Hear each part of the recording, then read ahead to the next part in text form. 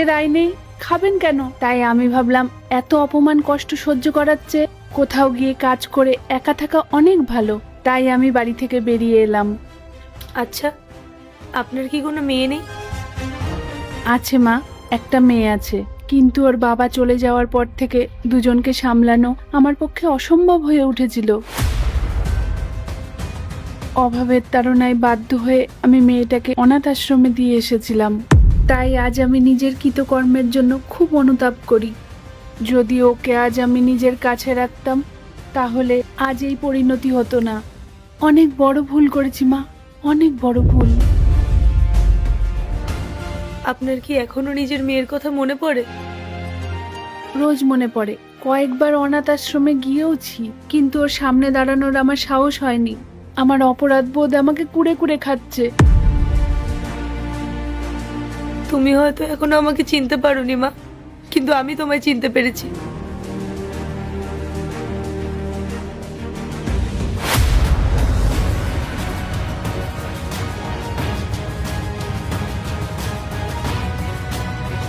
এত কিছুর পরেও তুমি একবারও ভাবোনি মা যে তোমার মেয়ে তোমার খোঁজ করতে পারে? একবার যদি অনাথ আশ্রমে গিয়ে খোঁজ নিতে, তাহলে জানতে পারতে যে তোমার মেয়ে আজ কোথায়। মা, তুই? আমি তো নিজের চোখকে বিশ্বাস করতে পারছি না। তুই কত বড় হয়ে গেছিস রে মা। আমাকে তুই ক্ষমা করে দে, আমি তোকে চিনতে পারিনি। না মা, তুমি ক্ষমা চেয়েও না। আমি বুঝতে পারছি তোমার পরিস্থিতি তখন কেমন ছিল। দাদা যে তোমার সাথে এরকম ব্যবহার করবে, এটা আমি স্বপ্নেও ভাবতে পারিনি। আমি ভেবেছিলাম দাদা তোমাকে খুব সুখে রাখবে। আজ তোমাকে এখানে এই অবস্থায় দেখে না আমার খুব কষ্ট হচ্ছে মা। কপালে যা আছে তাই হয়েছে রে মা, এর বেশি আর কি বলার আছে? না মা, এমনটা বলো না। আমি আছি তো। জানো মা, আমি এই কোম্পানির মালিক।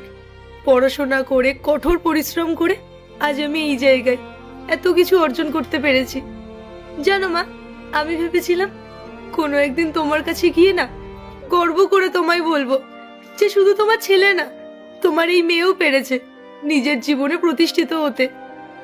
আজ থেকে তোমাকে আর কোনো কাজ করতে হবে না, তোমার মেয়ে তোমার সাথে আছে।